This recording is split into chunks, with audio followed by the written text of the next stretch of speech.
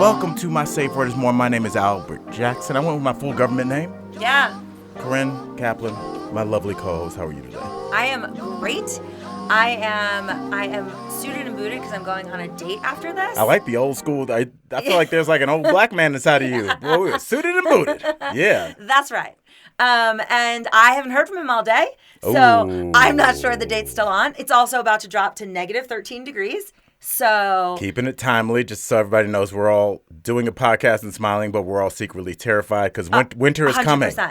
Yes, winter is coming. Yes, this is the winter of my discontent. I'm from Florida. I don't understand what to do in cold weather. I have no preparations. All I did prior to coming here was going to the liquor store, and other people had the same idea. The shelves were not well stocked. That tells you where you are in your life. Yeah. Because when COVID hit, some people went to Target, some people went to a liquor store. Oh, the funniest thing ever is that I went to the liquor store, stood outside in line, did not observe the 6 feet, was not wearing a mask, and they used that picture of me in line in front of Argonauts on the cover of the newspaper. Yes. To say like you were an anti-masker? They were saying like, look at these lunatics waiting outside, risking death. This one's not even wearing a mask. Now, did it hurt worse that they didn't name drop you? Yeah, I was like, I mean, I am the most Corinne famous Kaplan person. is an anti-masker. Yeah, I mean, I was standing about 3 inches from the person in front of me because I just was like, get me in the store already. Yeah. I was so afraid there was going to be nothing left. This is my take on like end of the world preparations. You can have all the fucking white rice and beans or whatever the fuck in your garage that you want. You say that now. See me in 2 weeks after Armageddon. Yeah. You want some pollo? But you see, everyone wants to go to the person's house who has the alcohol. That's the key thing. I'm positive. Okay. I've done Survivor twice. I know what I can live on. I don't need a whole lot to live. But mentally, I cannot not have alcohol in a pandemic sort of situation. Wow. So, okay.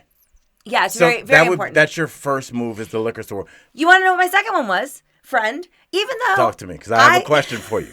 I don't like weed. I did panic that I would run out of liquor, so then I bought out all the gummies in my local weed dispensary. All right. With the idea... You're like a crazy old drug dealer that's just throwing his money around. It's like I bought 50 pairs of pants because I wanted to. I know what has trading value on the market. Okay. You know?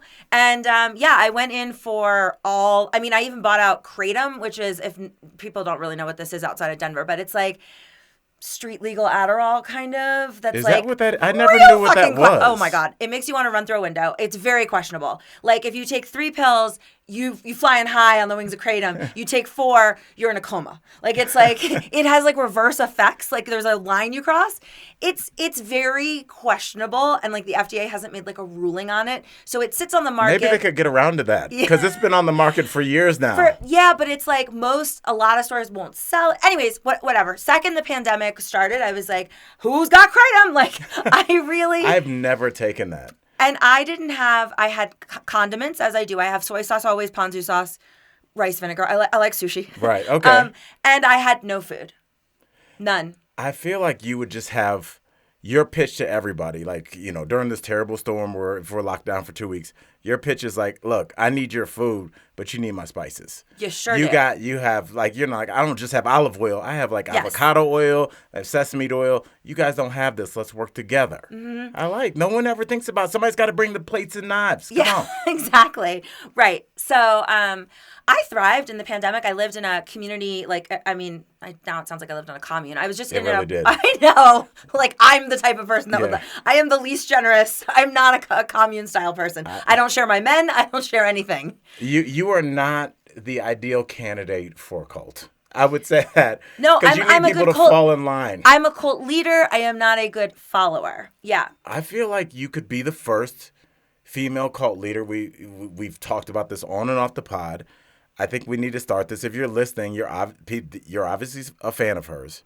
So why don't you have some boots on the ground, be the first people to buy Bitcoin, and be like on the bottom tier of the pyramid that is to be your cult? It's that Nexium situation where I need like the rich Bronford sisters or whatever. That was amazing. Yeah. The heir is to Seagram liquor. That. Which all of it. By the way, perfectly match up with my ideals.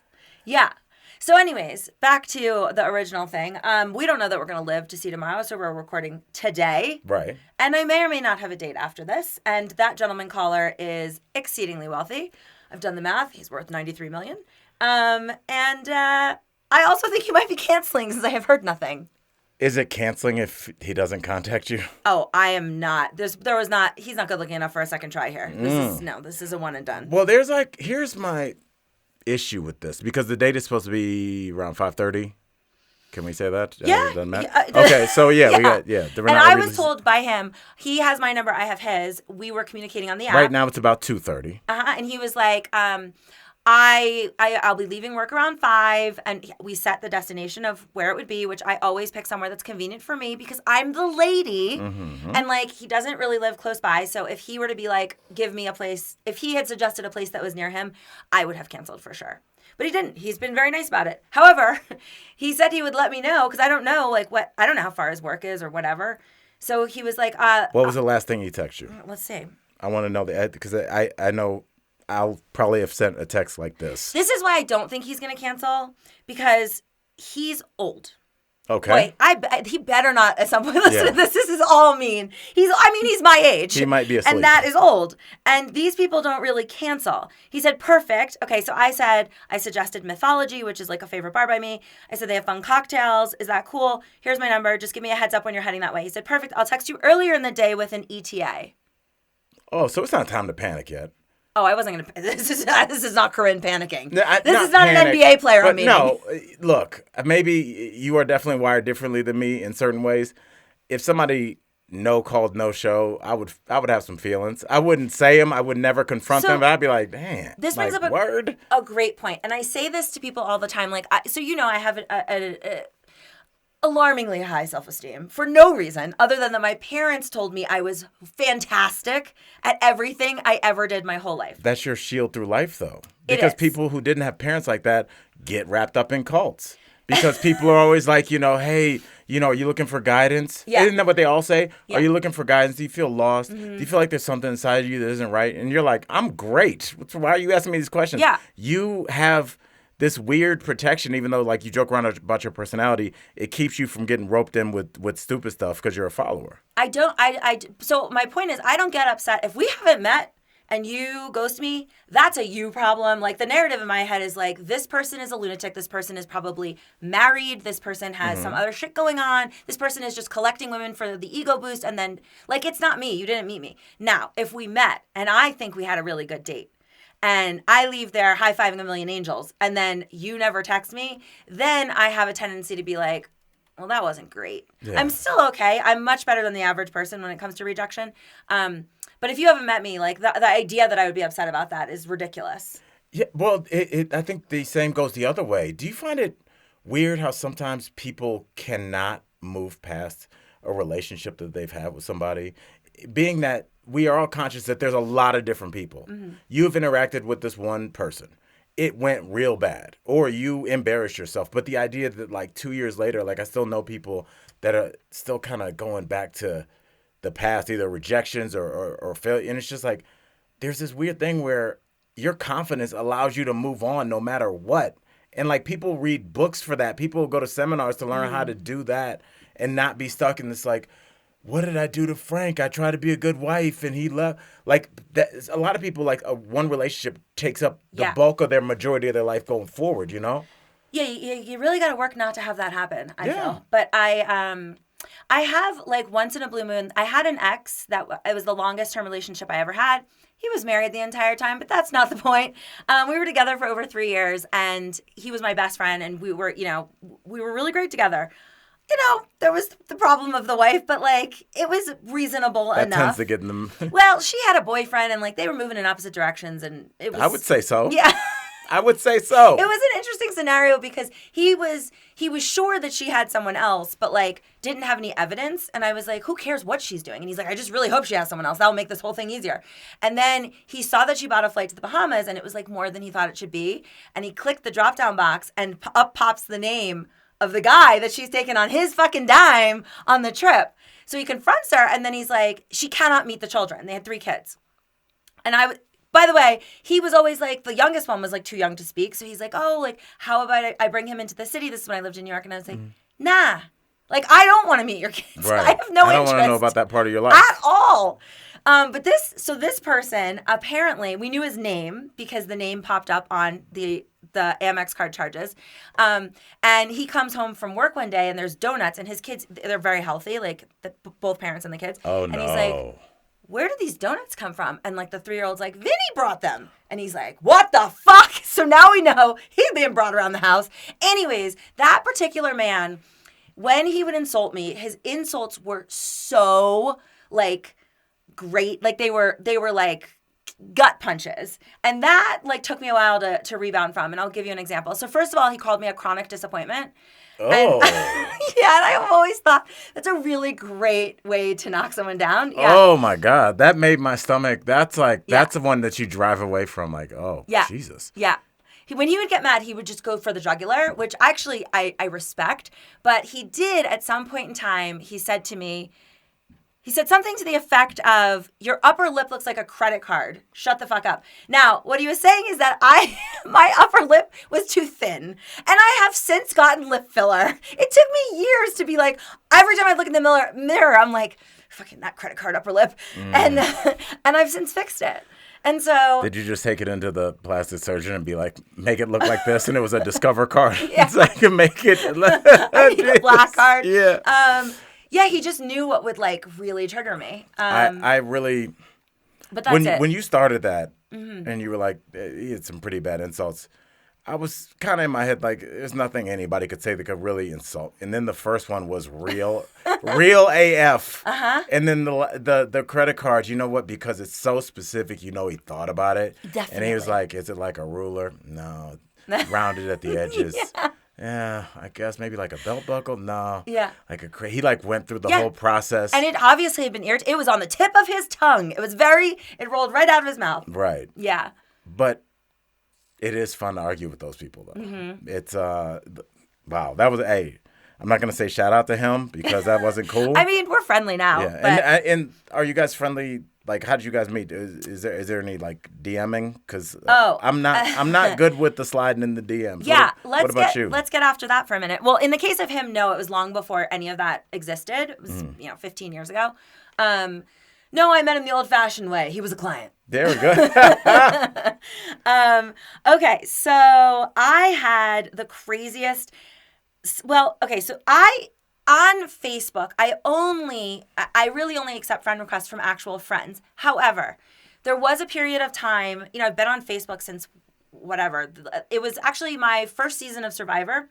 Facebook just got invented, and someone created a Facebook like they were me, and then created a I Hate Corinne Facebook page where the fake Corinne was commenting like, I hate myself, I'm going to kill myself. And I was like, what is happening on this Fache bouquet? Like, I am getting involved. So I built a Facebook just because I had to be able to report like it was like a crazy scenario. And this is the beginning. Person that wasn't you had you arguing with you. Yes. There was an I Hate Corinne Who also Facebook wasn't page. You. Yes. I don't know if it was the same person, but it was an I Hate Corinne Facebook page. And then somebody posing as me was commenting like, I hate myself. I'm going to kill myself. Like, as though it was me. And I was like, well, I have to put an end to this. And the only way to do that was to join Facebook. So I joined Facebook. In the very beginning, I sometimes wouldn't understand, like, if I saw that someone that went to Western High School and graduated in 1997, I just assumed I know them because I have, the memory of an advanced Alzheimer's patient, so I never remember anyone. And so I just, accepted. So there are some people that got grandfathered in early on that, I, see their names, but I'm not familiar with how I know them. And then the only other scenario where I wouldn't, personally know the person is, we did on my last podcast let Patreons, if you're the highest paying Patreon, you could befriend me on Facebook. The concept there is, you could message me at any point in time. But for those people, they're mostly, I've never had any problems. They're all normal. Right. All right. So I don't remember who this person is. I will not give out his name. But I will just say that the first message came in, hold on, now I can't see it because I screenshot it. But let's say, the first message is 2008. I just wanted to let you know, when you come to New York next, I would really like to meet up with you for a drink or dinner. I think you'll find you'd have a great time. I'm a good-looking, successful, fun guy. I have inns at a lot of great places around the city. And I'm telling you up front, I am married. Why lie? You'd only find out later. Let's save the drama. Okay, so that's the first message. Obviously, I don't respond. Obviously. And I don't need this schmo getting me in places in fucking New York. I ran that town. So this is an audacious request anyway. Yeah. Now we get to... The ball's on you, sir. Yes. December 18th, 2009 now. I should get some points for creativity. I don't respond. Then I get December 14th. Well, this has to be, I guess, a year later, 2010. Oh, my gosh. Ever date a tall, handsome, successful, very well-hung older guy? I don't respond. And then Monday of this week, I get 6'4" / 200 pounds / 9 inches and thick winky face. What? And I just want to say that, like, they're shooting your shot, and then this has been going on since 2008. But I do like, if you look at the entire, it's kind of art, because it just shows the breakdown of a human relationship, where at first it's a paragraph. Yeah. He tries to be witty in there, a little honesty. I'm being who I am. Come get with me. And then you didn't respond. And then the next thing was much shorter and concise. And then the next thing was, and the last one was just numbers. Stats. Yeah. Just numbers in the last one. Yes. So I do like that we got a chance to watch my man, whose name I will not say, slowly disintegrate over the course of, what'd you say, how many years? Since 2008. 14 years. And this was this week. He's been on the team for 14 years. He has. What's happened in 14 years? How many presidents have we had? I mean, I can't imagine he looks better. I don't even know. I don't know what he looks like. When I click on the pictures, this is notorious for the people that send this. People who send stats like this or messages like this, inevitably, if it's on Instagram, their shit is private. If it's on Facebook, all their pictures are like fucking Biden quotes or whatever. There's no, you can't, nothing I can glean from this. I have no idea. I don't know what he looks like. That is, my man, I've never seen anybody just, there's so many, I don't think that we're giving the space that it needs to understand how much time, Corinne, that you have been swimming in his head. Like all the things that have come and gone. I only had one kid 14 years ago. Like I was, I had hope 14 years ago. I had just stopped teaching middle school to do stand-up full-time. I was a young, fledgling, broke comic with one child on the way. And this dude was thinking about you then, and now I'm a talk show host with 3 kids. Yeah. 2 are about to be driving, and he's messaging you again. That length of time is jaw-dropping. Correct. What do you do to these men, Corinne? Well, this one, nothing. But I will say I have slid into only one person's DMs ever, and I can't. It's like doing this wheel spinny thing. That should be a badge on like your Bumble or your Instagram. Yeah. She's the gold star. And only one time is she slid. It is the most bizarre. Like I saw a sitcom that's not that well known. I thought he was like incredible in it. I liked the character he played. I went to his Instagram and I added him, and because I think I'm verified too, like he added me back, and then he started watching my stories. I let it simmer, for like a month. And I was like, I'm watching his stories. Like, it doesn't appear there's a girl in the picture. I don't think he's gay. And so I wish this would fucking pull it up, but I remember what I wrote. So I was just like, hey, I love the character you play. I'm sure you're different in real life, but like, I'm just going to shoot my shot. Like, would you like to get a drink sometime? Mind you, I live in Denver and he lives in LA. I fully was going to get on a Southwest flight and just be like, my goal was if he was like, yeah, I'd like to have a drink. Don't you live in Denver? I'd be like, I happen to be coming to town next week. I would have flown in. I was so interested. And radio silence. And he still watches my stories. He must have a girlfriend, but like, he just didn't respond. And he's like, this is like such a rare, I don't even think he's probably like 6'1". Like he's not at all my type. I just felt compelled. I was like, this is my future husband, I feel. Maybe. Yeah. And I mean, there's still time. Look, I feel like we want this instantaneous, like you write him and he writes you back and then you guys are a thing.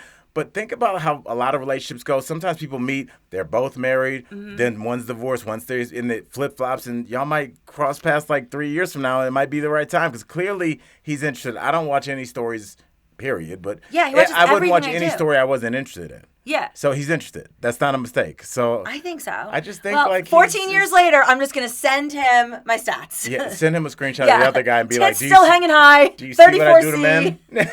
Yeah.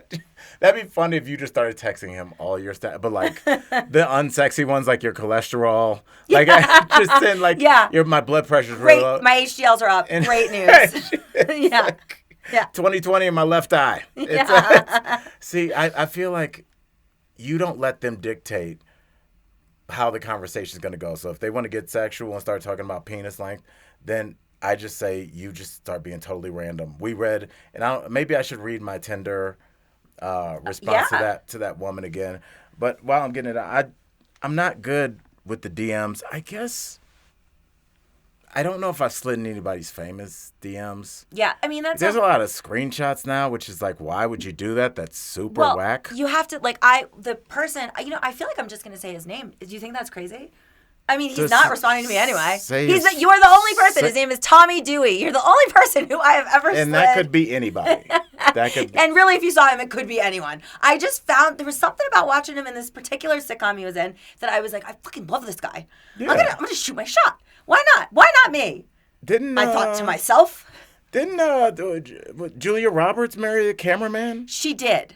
And I they're don't still know together. if I'm Julia Roberts in the scenario. I think, yeah, maybe the other way. You want to know a fun fact that I had taped to the top of my computer, not a laptop, an actual computer, for my entire college? 1 in 64 million people will go on to become as famous as Julia Roberts. That's the chances of becoming Julia Roberts. Okay, but why would you post that in front of yours? It seems Well, like at the that's time, depressing. I was very interested in either becoming a hoe or an actress. But I wanted to be Julia Roberts. You could have done Pretty Woman and been both. Yeah, Come on. That's what I'm saying. All right. Well, I was while we're looking for my my Tinder response, basically, and my friends have talked about this a lot because after and I don't know when we should get into my home being burglarized by my ex. I feel like we're coming out the gates here. You gotta give the people what they want. So I just want to say that I like Al for a million reasons, and I think he has incredible stories. But this is my very favorite thing that is an unfortunate event that has ever befallen someone else that I have just. It is the most interesting thing. Are you talking about the theft? I sure am. The theft is, I can without a doubt say, the most interesting thing that's ever happened to me in my life. So set it up properly. You were engaged. Okay, I was engaged to a monster. I met a person when I was doing a show in my hometown, Cleveland, Ohio. Shout out to Hilarities. Love Nick and all the boys over there. Shout out. And she came to a show. We met on Bumble. She came to a show. She looked good. We hit it off. She still lived in Cleveland. I came back here to Denver. We still corresponded. Decided she was going to move here. She ended up moving about a month before the pandemic, unknowingly. Maybe more than that, 2 months. And, so then the pandemic hit. We're locked down. We're doing good for like the first year. And then the second year, just things fell apart in the weirdest way ever. Like at this point, like I'm already 2 years sober. Like I'm chilling. I'm writing a script. But when did you get engaged? After how long of dating? 2 years almost. Oh, that's perfectly fair. All right, so 2 years. He thinks he's met the one. He gets down on one knee. I happened to go out for drinks with you the night after. That's crazy yes, town. Yes. And, Okay. I met her. I didn't think really, she didn't have much to say. So I wasn't like one way or the other. I just sat there and talked to Al pretty much. And I don't think she was a fan. Yeah. Which is like, I could feel that. And I was like, this is bad. I remember my dad, God rest his soul, used to be like, it's a problem when your person doesn't like your friends and vice versa. And that was starting to happen a lot. And there was also another weird incident that leads up to, that was kind of like the tipping point for this incident. I'll explain this first. So, so we're good. Things start going bad during COVID about a year before it ends. And so COVID ends and things are just like, we're not communicating. There's no physical relationship. There's no emotional relationship. There's nothing. There's nothing. We're fighting over nothing. Like Yikes. It's like one of them things where it's like I'm arguing now that I don't do anything. I used to be like at the bar with the boys. Oh my God, yeah. Like I'm like in my office downstairs and it's still a problem. Everything's a problem. And so a couple incidents led up to me breaking it off. Like little things. Like I remember one time she called the police on a homeless dude on the hottest day in Denver. Oh. Like that was outside of our fence. Like outside of the fence. Yeah. And he was just like looking for some shade, kind of passed out. We live downtown, basically. You know what I'm saying? We're down here with the people. Yeah. And he wasn't even doing anything. And she called the cops on him, and they came. And it's that like, makes me first so of all, uncomfortable. don't call the cops to a black man's house ever. Don't Yeah. do that. Why would you do that? No. And second of all, it's like He's outside of our fence on the sidewalk part. It's like, what's he gonna do? Ooze through the fence Right. like Terminator 2? Why is she so threatened I don't know. by She was this like, poor I need to guy? work in the garden. I'm like, well, take your ass outside and do. What are you doing? What are you talking about? I don't even think so. The idea, by the way, which we'll get to as you're telling the story, just keep in mind, folks, that the cops responded to this homeless man. I didn't even put that together, Corinne. You just Yeah. ruined my life. Yeah. You just because I'm going to think about that for the rest of my life, and that will make sense in a second, yes. y'all. So go ahead. So she did that, and then another incident. The second to last straw was my homeboy Joe DeRosa. He's a comic. My oldest friend in comedy. He's the vet on Better Call Saul. It's one of my oldest comedy friend. And he bought a car. He bought a murdered out Jeep out in Vegas, like all black map. It was dope. And he drove it back through I-70. He's like, I'm literally coming through Denver. I haven't seen this dude. This is my boy. I haven't seen him in 3 years because of COVID. You know, the COVID math. So he comes through. You know, he's going to stay for 2 days and drive on to New York. And, like, the first couple of hours, like, I knew my ex was in the house, but, like, I was like, you know, my boy's here. Like, come out. Like, my house is fine, but it's not a big enough house where you can get lost in it, you know? and so, you know, we went out, you know, to do some comedy, came back, and, like, it was weird because then the first day passed and she didn't meet him. The whole day? The whole day, Corinne. Dude, let me tell you something. Corinne. That's so insane. It's crazy. Unless she had COVID and was quarantining in a room in your home that you had to pass like the dinner tray through. That was the excuse live that I was like, she's worried she's not feeling good. Because I'm like, she turned me into like the housewife that makes excuses for her alcoholic husband. Yeah. Like, oh, he's sleeping in the bathtub. He's so silly. You know, so I started like doing that. So, you know, so next day I make breakfast at the crib. We're chilling, kicking it. And like she's shuffling around, but like moving in weird strategic ways. So like, and then I just was like, dude, you got to get a hotel because this is weird. I don't know. No. My homeboy never met my girl, and he stayed. Well, he wasn't missing much. I met her. Yeah, thank you. And so like that, I was like, now it's just humiliating. Yes, you know? Of course. Like, and then so the final thing was where I was just like, oh, I'm done. When I checked out was it's my favorite story because it just shows about like entitlement. We were sitting on the couch on a Friday, and out of nowhere, I'm gonna give the dog a fake name called Muffin. She just turns and she goes, "We should get Muffin a steak from Kona Grill." And I was like, "Excuse me?" Like I never thought I'd know anybody that would even say that. That's like, unless he was getting euthanized tomorrow. Yes, he ain't that's getting one of a those fucking steak like where from it's Kona a Grill. TikTok where they was like, "Yo, we're putting him down after 16 years. He's a decorated army dog. Yeah, give him a steak for sure." But a casual Tuesday afternoon. This was a Friday. Friday, you want to order from one of the most busy restaurants in Cherry Creek to have another adult drive a steak over, and didn't even ask if I wanted a steak. No. Just like, are we gonna stare at this dog having a steak on a Friday? What happened was I was relaxed. It was so funny. I fell off the couch. Yeah. And I rolled into the kitchen, and I could tell she was mad, and I tried to get serious. And then she was like, but the dog might want a steak. And then I don't think I ever heard another word. I was like, I cannot believe this is a real person. We're done here. So, yeah. So immediately no. Long story short, she... give the people what they want. I ended the relationship the day before my son's birthday. I'm trying to get ahead of my words. And the reason was we hadn't talked in weeks. And I was flying out for my man's birthday, of course. And, this person was like, well, you're cutting me out of your kid's life. I thought we were supposed to be building a life together. And I was like, if we do get past this bad period, at least I won't have, there won't be gaps in her meeting my kids, so if this works out. And so I was like, all right. So I went down, went downstairs because of my miles. I fly first class, got our first class ticket to LA day before, so she could sit up with me. And I come up, don't even like ask for any like, oh, I did it, baby. I was just like, yo, I got your ticket. It's in your email, whatever. And so I turned around to make coffee. It was just like a movie. Like we had the espresso machine, the one with the handle, fancy coffee joint. And I was waiting for my stuff, and it was like starting to steam, and like I could feel her energy behind me. Like she was just sitting on the couch and like, well, you could feel somebody like staring at your back. Like what? Like they hate you, but they can't pick anything. They're like, Corinne with her shoes. Yeah. You know, like they don't have anything. So I could just feel her just angry. No, thank you for the ticket or anything, of course.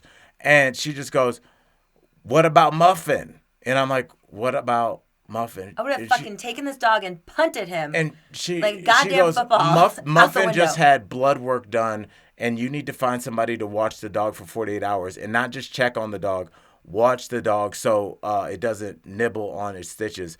And I just turned at that point. And for reference, I'm sure not everybody's a sports fan, but just look at Vince Carter when he wins the dunk contest. He turns to the camera and he just goes, "This is over." And that's what I just did. My hands. Go look at Vince Carter. I know what you're talking about. Yeah, and it's just like I was just like, "There's no you." I don't yell ever. And I got my keys in my wallet. I walked out the back door. I never talked to her again. Never laid eyes on her again. I gave her 3 racks to move. Venmoed her that. Gave her almost 6 weeks to move out of the house, which was way too long, turns out. Yeah. But it's like, my thought process with that, and it's like everybody can go, I wouldn't have done that. It's like, my thought process was, do I argue over the length of time it's taking to get your whack furniture out of my house? Because I know you want me to. And I know if I do, even if my thought process is logical in terms of you leaving, we have now opened a window of conversation. And I can say this, during the whole period, there was never a window of conversation. There was nothing more to talk about. There was nothing more that could be said. The relationship was over. This is no movie ending. And so I was just like, if I need to stay in a hotel another 2 weeks to never have to have that conversation, fine, I'm not going anywhere. Like, what happens when she says it? You know? Right. It's like everybody wants to be like, I wouldn't do this. I'm like, okay, dude. And now you're talking to this fool for the next 8 months because you wanted to be a tough guy. It's in a weird way. Sometimes I wouldn't call it swallow your pride. Just use your head. Like, your pride should have nothing to do with this. Your pride is like how you dress in the morning. This is a logical decision I tried to come to get my life to the point that it is now, where I'm sitting in a room filled with people I like.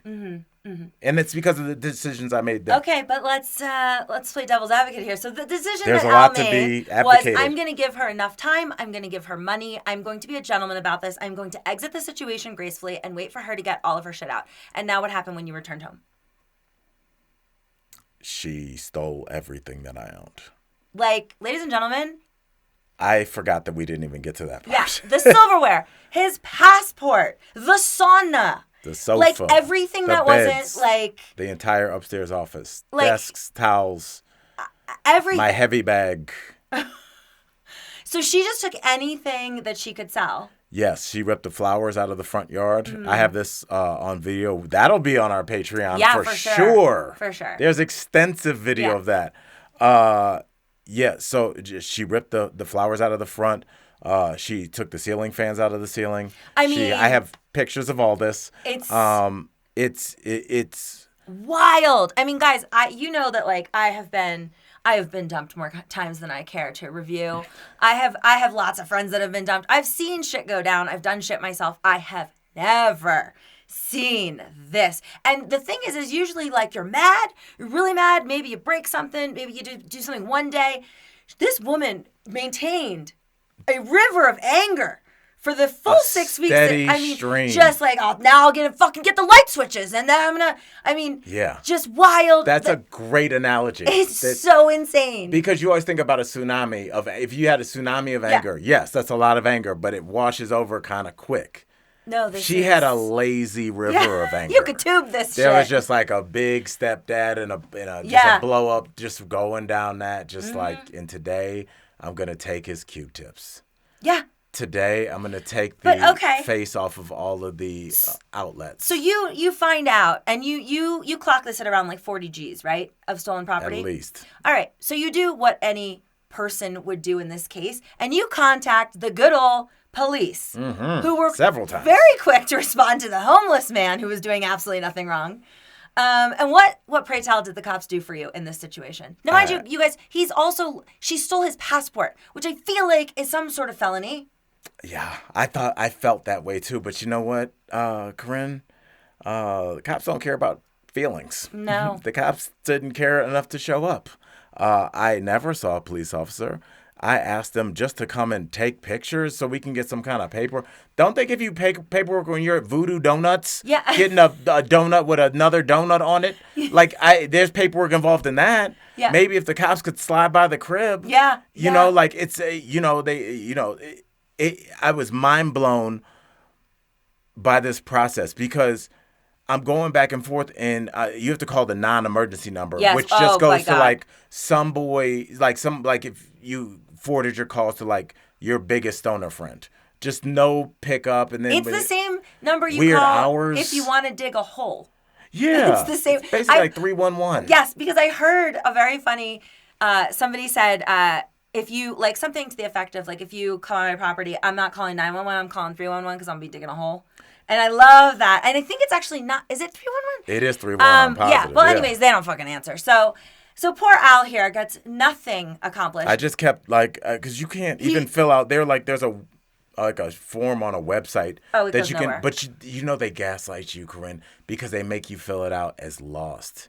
You can't put stolen because that's the caveat to everything that needs to be mentioned just for your future knowledge going forth. If you never listened to another podcast, if somebody lives with you for 2 weeks or more, it is considered shared property, at least in the state of Colorado. If they sleep there or they're getting mail sent there, they can just take all your stuff. Yeah.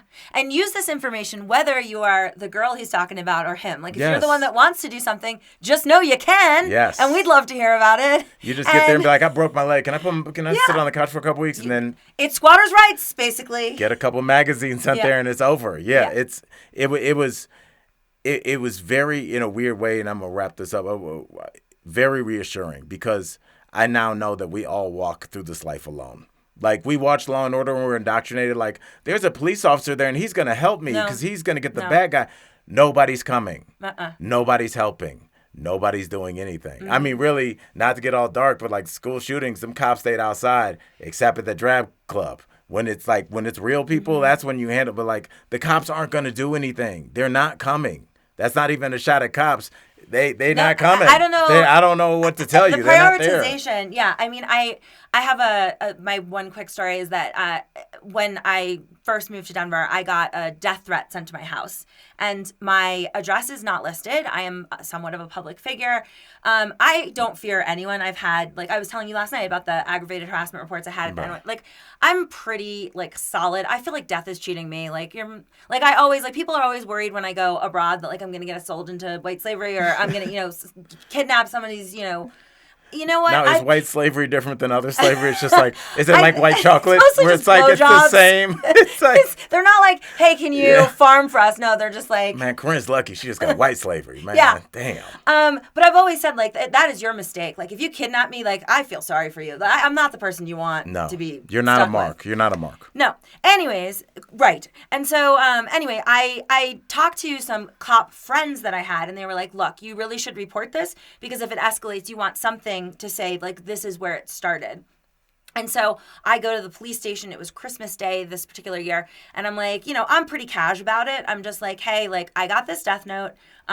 It's addressed to me at my property. And I am not, it's not public where I live. So this is concerning. And was it scary or is it like basic? Like, I'll just kill you. Or was it detailed? It was pretty detailed. Yeah, and it was like detailed enough that because I had the previous aggravated harassment shit like years ago, I wasn't sure if it was related to that. And so I was like, I just want to document this. And the cop told me outright, he's like, I'm so sorry, but like, this isn't enough to document at all. Like, it's just words on a paper. And I was like, but it's fucking saying they're going to kill me. Isn't a ransom note at the bank words on a paper until somebody gives you money? He goes, we don't have any, we don't know that this could be a joke. I go, or it could not be. So like, isn't that the thing we should operate under the auspices that this person found my address and sent this to me because they intend to hurt me? I mean, couldn't 911 answer every call like, hey, this could be a joke? Yeah. Let's assume that it's not. Right. Everything could be a prank. Yes. So I was like, I just want this documented. That's all I'm asking. And he goes, I literally, there's no paperwork for me to fill out on this. Like, this person didn't actually hurt you. And I'm like, okay, thanks so much. And then he goes, look, off the record, if this was my wife, I would get a gun. And I was like, so you're saying I need protection, but you can't give it to me. the cops. And he's like, that's what I'm saying, but I'm not putting that on the record. So I go to the Tanner Gun Show and decide I'm buying a fucking gun. So I show up and I have no idea what I'm getting into. Did you think that was the only place where you could buy guns? It's when they come in town once a year sure and there's did. 500,000 of them? Yes, and it's just booths everywhere. And so I'm like, shit. I'm texting. I know one guy that's a PI, and I was like, is a Glock the thing I should get?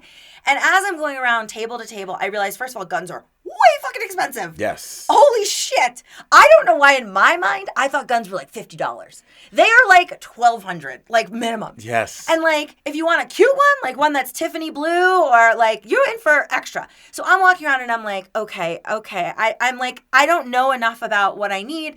But then I start panicking. I have long been obsessed with Oscar Pistorius. I think he's so hot, even without legs. He's Build-A-Bear. You can make him as tall as you want. I love him. And, I don't want to Oscar Pistorius. I lived at the time in a building where I have neighbors all around me. Yeah. How am I shooting someone without shooting the neighbors? So I begin asking this question to the booths.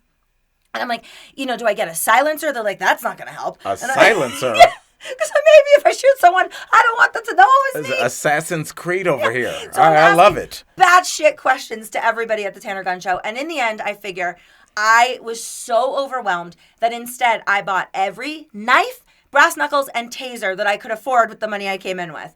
Now, mind you, I will tell you, I have, if you come to my home, and you will, I have brass knuckles everywhere, to the point where when I told my father the story, he's like, so to be clear, you feel so confident in your hand-to-hand combat skills that someone comes in with a knife or a gun and you're going to put the brass knuckles on. Because I swear there's probably 10, 15 pairs in my house. They're everywhere. I've hidden them under every couch, the guest room, everywhere. Are you serious? Because I would leave if I found that. If you were in the shower and we were about to hook up and I like moved a pillow and there was brass knuckles, it's happened. I'd be like, so okay. the most severe one I have is brass knuckles attached to a knife. And it's a really bright red, the knife. Like, the whole thing is real scary looking. Oh, I will take a picture. It has a little glove that goes in, like a little sleeve. I leave that directly under my head in the boudoir. And so it has happened upon occasion that someone has, come across it. So it's under my bed, but like directly under where I sleep on the left side. And if you, let's say, you dropped the cap to the water and you bend down to get it, and then you're like, what the fuck is that? Because it just looks like I'm going to commit a homicide. And like, I have a question. Yeah. This picture will be on Patreon because it is a ridiculous situation. Yeah. You are not a violent person. I don't know, but I would say that. But we also know, and our listeners will come to know, that there's two Corinnes. There's Ambi and Corinne, which we're going to talk about. Does Ambi and Corinne know where that knife is? So that's because Ambi and Corinne does things that maybe. Yes, so this is so crazy because that is that's 50% of the reason I chose not to get a gun, because I was like, Ambi and Corinne will just start shooting up the place. Like, nobody can trust Ambi and Corinne. So I thought these things were like safer options. Now, I just want to say that the taser I got has to be fucking charged. It's like a dustbuster. And who the hell just keeps the taser charging? I have a 4-story house. If the taser's on one level, I don't know if it's fully charged or not. Like, so the taser is completely useless. This is the taser that goes out, right? Yeah. Yeah, you'd have to the one really... I got is a charge, and it has a blinding light. I can trigger just the light where it's like... Why don't you just get bear spray like I did? I don't know. My brother was like, get a goddamn baseball bat and call it a day.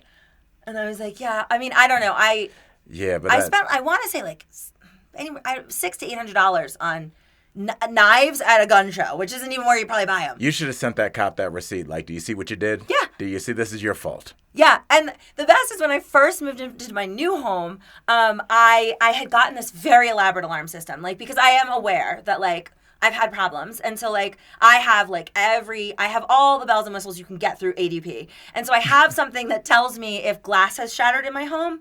But it gets confused if, like, I drop something a certain way. It'll be like, glass shatter, because it's trying to tell me someone's breaking in. That would give me anxiety. Well, the first night I was sleeping there, I had, like, a painting, like, up against the wall because I had just moved. And in the middle of the night, it fell flat, which is glass hitting the floor. And it's like, glass shatter. So I fucking grab my brass knuckle knife duo thing, and I am screaming through the house like, I am armed and dangerous! You know the people at the headquarters have that somewhere on video, like, oh, and here she comes. Back it up. Yeah. Watch her come out the door. Yeah, that's All right, we have to have a picture of that. So enough about the home burglaries. Stay out of our homes. How about that? We'll let people know. At your own risk, man. Yeah. Well, Corinne, people want to be in contact with you, especially people on Cameo. Yes. I heard that there was a Cameo sitch. All right. So what's your take on Cameo? Because I know people think it's cheesy. I have a lot of strong feelings about Cameo. Why? Yeah, do it. I'm fine with it. So I make a normal person's living. I don't need so I charge $32 for a Cameo, which means I clear 24. Don't ask me how that number came about. It just was like a number thrown at me by Cameo. Mm-hmm. I don't need the $24. But what $24 for me means, because I get requests all the fucking time. It's my friend's birthday. Oh, I'm trying to get on the show. Could you help? And I don't answer any of them because I don't want to. Why not? I know. I'm not starting, because once I answer something on Instagram, then it opens up a chat box and you can't get rid of them. Then they're just going to send you more money. Well, no. This is before I got Cameo. Okay. There's free. This is people asking for free time of mine. And and homie don't play like that. So I was like, let me get on Cameo. So I don't, it's not like I do a ton of cameos, but I do get cameos, and I get some of the best cameos. Like, generally speaking, they're usually, 90% gay men giving them to other gay men, or I prefer cameos where they let me vibe. I don't really like when they're like, please mention that Henry likes Monopoly, and then also if you could do your final tribal speech but insert Henry's name instead, and then also his sister Caitlin is jealous of Henry. Like, I hate when they do that, just because let it flow. I can't be that good. And then I got this request, and I don't know what Cameo rules are. Like, my patrons in my little Facebook group really wanted me to post what I did for it, because it's just such a great request. I cannot wait. And to hear I thought to myself, okay, I don't really feel comfortable. This person paid to own this particular thing, but it was such a genius request. Okay, so here we go. So I got a brand new request for Casey from Andy, Kearney, and Astrid, waiting to be completed. The request info. Something special about them. This is the prompt that Cameo gives. She doesn't even know who you are. Please call her a stupid bitch and be as mean as possible. And then the occasion for the roast. The occasion, they wrote, roast for the winner of Survivor Draft. Want to roast them about there's a bunch of prompts that make no sense. She won our Survivor Draft and doesn't watch the fucking show. She was included because we needed 4 people and somehow won. So I was like so excited. Like, yes, please. I'm so interested. Let me hear. Okay, so let me play it for you. And actually, before I start playing this, I just want to say something that is really annoying. I am aware that, like, I'm a TV personality that did a show over 10 years ago. You've done several shows. I have, but like some people's recollection of what I look like I get worried that people are going to be like, she aged, because I'm human and we age. It happens. And what's annoying to me is Cameo doesn't have a filter. So I always look at these videos. When I was sitting down, you go, that's cute. Are you 16? Yeah. I'm like, I look so old in this video. No, you look adorable. Like, honestly, Casey, you're welcome to roast me back. I look terrible. Okay, you ready? Hi there, Casey. I'm Corinne, and I played in 2 seasons of Survivor, 17 and 26. Information you would know if you ever watched the fucking show. So apparently you beat your friends Andy, Astrid, and Kearney at the Survivor Draft by picking Gabler. But you don't know jack shit about anything. So imagine how fun that is for them. The tagline of Survivor is outwit, outlast, outplay. And that's how we determine the final survivor. You didn't do any of those things. Yet somehow here we are. You stumbled your way to the fucking top. Well, here's my advice to you, Casey. I would take the winnings and buy some taste. Because if you didn't know better to watch one of the greatest shows in American television history, then fix that. Yeah. Congratulations, you dumb bitch. I think then fix that is going to be our first t-shirt. Then fix that. That or congratulations, you dumb bitch. Oh, so fun. That's what people pay for. I love it. I mean, this is what brings meaning to my life. This is, I appreciate that you didn't mail that in. Were you channeling anybody? I feel like you were talking to somebody there.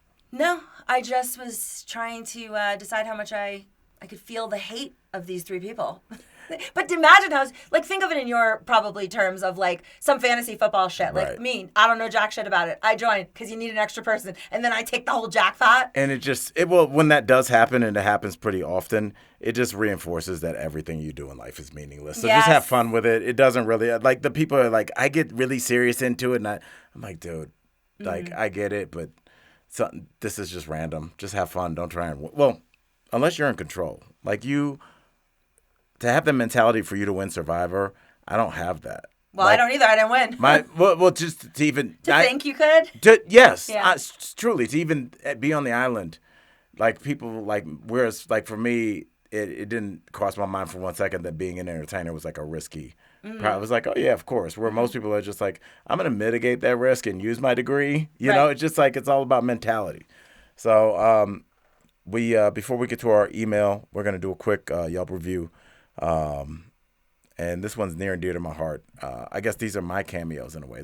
So this is my way to talk to people. We'll set this up a little bit. So Al is a guy that somehow spends an inordinate amount of time doing Yelp reviews that, I mean, you'll hear. They go a lot of places you don't expect. Yes. And so I thought it'd be fun if he starts reading them at each show. So we're going to give you one Yelp review today. Okay. Al, let's hear it. Who are we reviewing? All right. We're going to do Scandinavian design. So it's going to be backed by popular demand. Uh-huh.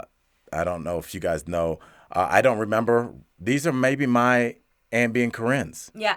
I really do not remember writing these. Maybe I was, on a plane. I don't know. I don't know, and I don't drink, so you do the math. But I don't remember writing these. You might have such Alzheimer's like I do. It might be Early happening. Onset, yeah, let's do it. Okay, this is Scandinavian Designs. Probably getting furniture for the home that was left empty by my ex. Okay. The notion that this place doesn't have all 5-star reviews is a crisis of humanity. You walk in, tranquility. It's the kind of calm you get when you finish your second glass of wine and you run head on into a Frasier marathon. Oh. It's the kind of furniture that you have just to let your high school friends know you've leveled up. Foolishly, they ask, where can I find furniture like this? And you say, at the top. I'm still stuck on crisis of humanity because it's very chronic disappointment adjacent. The chronic disappointment, that's going to stay with me forever. Uh-huh. Subsequently, you turn and exit the room, but not before muttering, look for a while longer, then see yourself out. The furniture needs time to be quiet and reflect. I'm not sure that they don't think you're going to be like homicidal. This is pretty great. While they're paralyzed with many legitimate questions regarding this conversation, you take the opportunity to pivot and slowly walk down the hallway, muttering under your breath, Scandinavian furniture. This is just such a bizarre review. I wish I could be there when they read these. And people trying to see if I'm clowning or not. I'm not. I know. That's the worst part. It's not like you're like, I could see myself jerking off on every piece of this furniture. Which I'm sure they get. Yeah. That goes directly into spam. Yeah. I will never stop loving your reviews. They are original and amazing. Well, you know who else we're never going to stop loving? Is our wonderful listeners that write in with questions. Yes. For us, for you, Corinne. And if you want to write to us, please use the Gmail account. My safe word is moreadvice@gmail.com. We will read your emails on air. We will give you our whack advice. And let's get our first email. All right, let's do it. It says, hi. Part of me thinks I already know the answer to this, but hearing it from Corinne might be the kick in the ass I need. For context, I'm a 23-year-old gay male. In April, I started casually seeing a guy, we can call him Jay. We were hanging out and talking a lot, and I was pretty immediately smitten. We would primarily hang out at his place and just watch whatever, have pizza, and hook up. We never really went on the typical date, air quotes. Instead, always hanging out at his or every once in a while going to a drag show if I could convince him. Over time, I noticed he was getting less and less physically affectionate with me. It reached a point where... First of all, can I just say that? Is that bad? I, internally panic. I am, okay, so I don't know how many women are like me in this respect. So if we're dating and I don't feel like having sex, I will absolutely have sex with you, and I will still expect you to ask me to have sex. There's no point in time where you cannot want sex, because then I assume you getting it somewhere else. I get immediately panicked. So I've had boyfriends that have, we got really drunk and they pass out and I wake them up at 3 a.m. I'm like, no. I get really self-conscious. And it's not that I want to have sex that badly. I just need you to want to have sex with me. It would appear to them that you do. Yeah. You wake them up at 3 o'clock screaming, no. Yeah. Yeah, that's, I get that. Now, does that have to sustain throughout the course of the relationship? For eternity. Really? No drop off? No. Wow. No, the second you change your behavior, like look, I have had obviously relationships where he and I had sex a lot. Right? Like What's a lot. What's a lot for you? I mean, my ex that asks that I never talk about him ever, the last person that I dated seriously, 6 to 8 times a day, like a lot. A day? Yeah. And so that tapers off, but like I would not yeah. I know. And I didn't want to have sex that many times. I just was like, I'm not trying. He's into me. Like, I mean, it's not my proudest moment. But anyway, I feel internal panic just listening to I'm still this. stuck on. So just the work week, that's 40 times. I mean, I was only over there like 3 nights a week. But anytime I was there. Yeah, you had to get an IV in between. But it was just a nonstop. Yeah. I'm sure my parents are really enjoying this episode. Yes. So anyways, I am already panicking. The second someone starts pulling back, that's when, because I have, why can't I remember? I always date avoidance and anxious personality disorder. Okay. Right? And so I already always feel like, oh God, the bottom's going to drop out. The other shoe's going to fall. And the second you start being less affectionate, like, oh no. That's when I turn it up a notch. I mean, with this one, I was buying crotchless onesies and, oh yeah, I came over in a trench coat with nothing on. I bought knee-high suede boots, like, not knee-high, thigh-high. Like, I was just like, hat and cane. Right. What did you do with the raincoat after you showed up naked? I always thought that was the weirdest one. The worst one was, so I came in, it was a floor-length pea coat, and I had thigh-high, completely lace-up boots on, and nothing else. And when he opened the door, like, I drove to Boulder in that outfit. He opened the door. Hoping not to be pulled over. Wait, no shit. He opened the door and he was like, I love this, but there's no shoes in the house. And I was like, ooh. So I just stand there, butt-ass naked with like just the coat on, like untying the fucking stupid shoes because there was, I forgot this is a shoeless house. Oh. So, like, keep your shoes on. Dog? You think? Nah, dude. Wow. All right. Well, we will continue. Sorry. Go back to do we have a name, or does he want to be anonymous? We'll call him A. Does he want to be anonymous? Some people want their names. It doesn't say. Well, let me see how he addressed. Yeah, he addressed it as A. A. So, yeah, all right. There we go. All right. Okay, big A. All right, big A. So let's see. Let's pick up. Let's take a big L. Yeah, we'll see. Okay, so it says at this point, obviously they weren't hooking up as much. And he said at this point he saw me as a fantastic friend, but he didn't feel the romantic connection. I was devastated, but since I had seen it coming for a little while from his strange behavior, it wasn't a huge shock. Cut forward to a few months from now, we have remained very close friends, and we still talk and hang out frequently. I know that it isn't great, but we get along great. I knew I was pretty smitten with him, but I felt confident that I had gotten over it. Well, Jay recently informed me that he's getting very serious with someone and that they are officially exclusive at this point. I got news for you, darling. This guy entered the picture right around the time when he started. Yeah, it wasn't just now? No, fantastic friend. That's not what happened. Go on. Yeah, I think that's a and pretty also, solid I point. don't like that, because I get this a lot with men that break up with me, and I, to be clear, have been dumped way more than I've been the dumper. And oftentimes they're like, you are the wittiest, funniest, smartest person. Like, I really would like to keep you in my life. Like, I just don't see this. And I'm like, no, motherfucker. You don't get me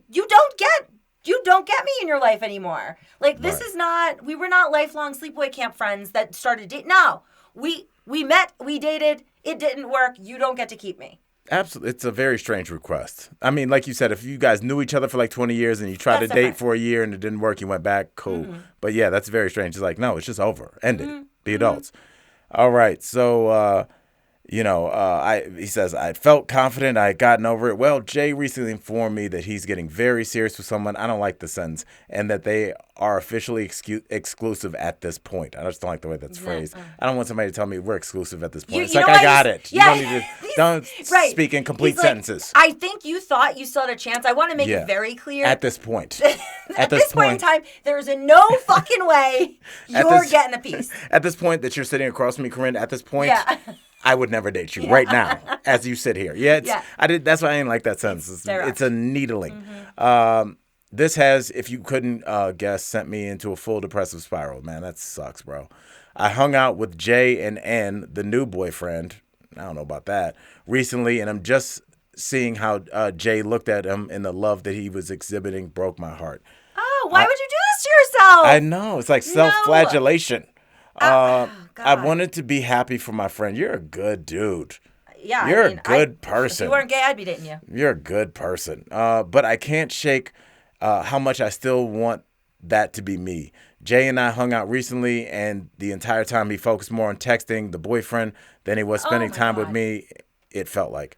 I want to be happy for my friend, but I don't want to cut him out of my life if avoidable. But I don't know how to not have this ruin my mental health in the meantime. Please help. All the best, A. Oh my God. All right. There's absolutely no way I would suggest hanging out with this person at all. It is not fair that Jay gets to keep you like a doll collector. Like he gets to get all the good things about you still in his life. He doesn't deserve that. And I think that the clear response is you need to fuck the boyfriend. Oh, I didn't see that coming. You need to snake your way into the boyfriend's life. I have years ago, I made a big move. My boyfriend in college left me for one of my sorority sisters, and may she fucking burn deep, deep, deep in fucking hell. I had her brought up for judicial and thrown out of the sorority. Nevertheless, when this happened, we need to have a Patreon episode about that. Yeah, there's a list of people I'll kill if the purge. If murder's ever legal, she's number one. So you got the brass knuckles and knives to prove yes, I am ready to go. I'll get that taser charged right the fuck up. I found out purposely, I knew that she had a long-term boyfriend that she had been dating, and they broke up. And while I was gone over the summer, my boyfriend got with her. She broke up with her boyfriend. So I was like, I'm going straight for that guy. Really? So I did. I was like, hi there. I used the dorm phone number system back then. And I was like, hi, you don't know me, but your ex is dating my ex, and I'd like to take you out for dinner. And we went out for dinner, ended up dropping ecstasy. There we go. And then I dated him. And I dated him long enough for him to tell me all of these little details about her that were very embarrassing. And then I waited for the right time, and then I released those details. Ooh. Now, this is a very calculating plot, but what I'm saying to you is if you can't fuck the actual boyfriend, find out who his ex is. I'm just saying that everyone deserves, we talked about this yesterday, vigilante justice. It works. I believe in vigilante justice, and this is how I would exact pain on someone else like he is putting on you. That's the way a cult leader starts their speech for Thanksgiving. Just like, all right, before we eat, let me just say this. This is how you exact vigilante justice. Let's just remind each other. Streets. Yeah. All right. Yeah, I mean, I feel like the one thing that we cannot skip over here is that his ex is now with the new guy is loving every second. He's getting some perverse joy. Definitely. Of not even saying, hey, my new boyfriend and a bunch of people are coming. Come join our group. You're saying come be a part of this weird triad where it's not, you're just the non-sexual component of it. So we'll have all the sexual energy and all the chemistry. You sit across from us and, make small talk. And if we want to address you, we will. But he knows that this whole time he's looking longingly at him. Like, he's aware of your feelings for him. I just would never feed into this. My God, I would never give somebody the satisfaction. Right. I just wouldn't. And also just take the romance out of it. This dude's not your friend, bro. No. Nobody that really likes you would ever do this to you. On just do it for yourself. You have to step away and you have to evaluate what made it so that you are still here and we are still talking to you about this. You're a good person, but you cannot be this vulnerable to emotional predators like this dude. This dude is just enjoying. It's like what a psychopath would do. Because he's not really he's not getting money from this dude. He's just enjoying I know you want me. Now order dinner, eat our nachos. Yeah. That's gross. Yeah. It's so incredibly insensitive to I mean, I yelled at my parents. We were going for a walk, my brother, my mom, my dad, and me. And when I was visiting them we were all in Louisiana, and we went for a walk. And my dad grabbed my mom's hand because he wanted to hold her hand while we were walking. And I was like, "Can you not?" And that's just my parents. Right. Like, I was irritated. Like, some of us single people don't need to watch people who have somebody's hand to hold. And like the idea that he's just sitting there watching these two kiki with each other. Oh, absolutely not. All right. So, A, keep us abreast. Yeah. On that note, Yeah, we gotta go. But I could talk forever. But maybe, definitely, we'll just do a bunch more episodes. But that's gonna put this one in the tank, y'all. I've been Al Jackson. You can find me on Twitter at Al Jackson, on Instagram at Al Jackson, IG, on YouTube at Al Jackson Comedy. But more importantly, Corinne Kaplan, where can we find you, girl? well, I was going to think of something clever to say, but I couldn't think of anything. Hopefully on a date in a few hours. Yeah, exactly. Hopefully. Not like, I don't know, dying of hypothermia on the streets with like my bottles of mezcal I bought. So you can get me on Instagram at Corinne Sanity, Twitter, same thing, and TikTok is at Corinne Kaplan. And that's going to do it for us, folks. Puff of Smoke, we're out. Bye.